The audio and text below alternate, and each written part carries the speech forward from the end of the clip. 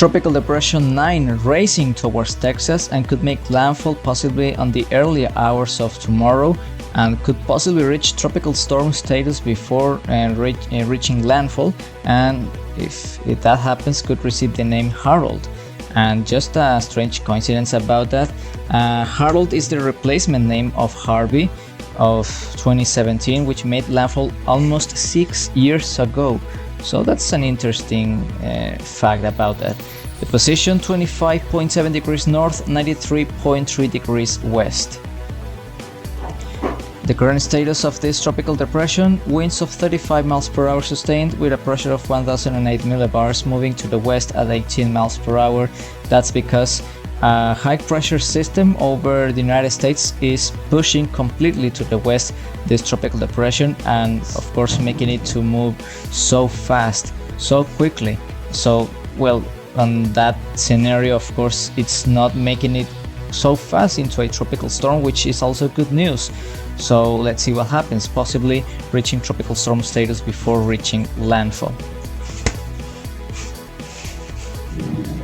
And about the distances from different locations, this tropical depression is about 271 miles to the east of Matamoros in the state of Tamaulipas in Mexico, 294 miles to the east of Raymondville in Texas, and 304 miles to the east-northeast of Corpus Christi, as well in Texas, United States. No tropical storm force winds, so there's no tropical storm winds extending from its circulation yet.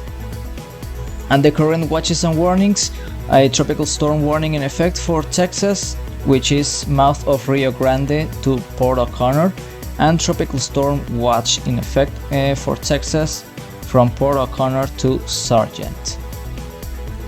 And this is the projection of the National Hurricane Center, the possible track that it's going to take, rapidly moving to the west and then starting to move more to the west-northwest, and of course dissipating quickly over the next day, and possibly completely gone by the early hours of Wednesday. The tropical depression is over absolutely warm sea surface temperatures, about 32 degrees Celsius, completely favorable to intensify rapidly, but the fast forward moving and of course the presence of some wind shear is preventing the system to fully organize.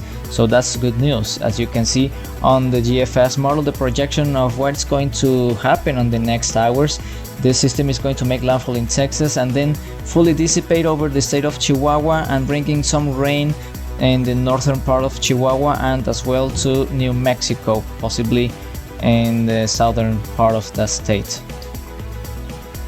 And the multi-model diagnostics: some models are predicting that it's going to reach tropical storm status. The National Hurricane Center as well, they predict that it's going to reach tropical storm status. So let's see what happens on the next hours, but it's a reality that's a scenario that's likely to happen.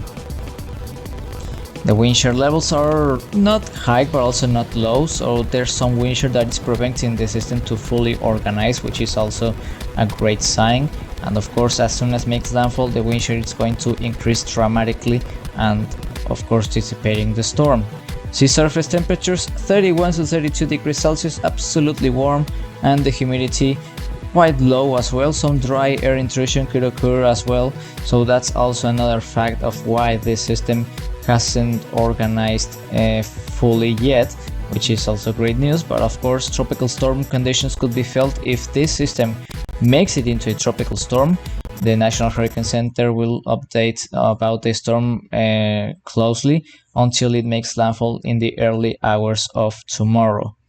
That's the current presentation of this system, and as you can see, the animating satellite imagery, how this system has been looking over the last hours, trying to get its act together, looking decent, but of course not fully organized, and the presence of tropical storm force winds aren't yet on the system. So that's why this is still a tropical depression so far. So those floaters, those imagery, you can find them on Force 13's website. You can check them out by clicking force13.com on your search, on your browser. and of course enjoy all the imagery and all the tools we have for you with more systems active in the tropics around the world. And that's all of Tropical Depression 9's updates tonight. Of course, we'll bring more updates about more storms in the coming days. Thank you so much.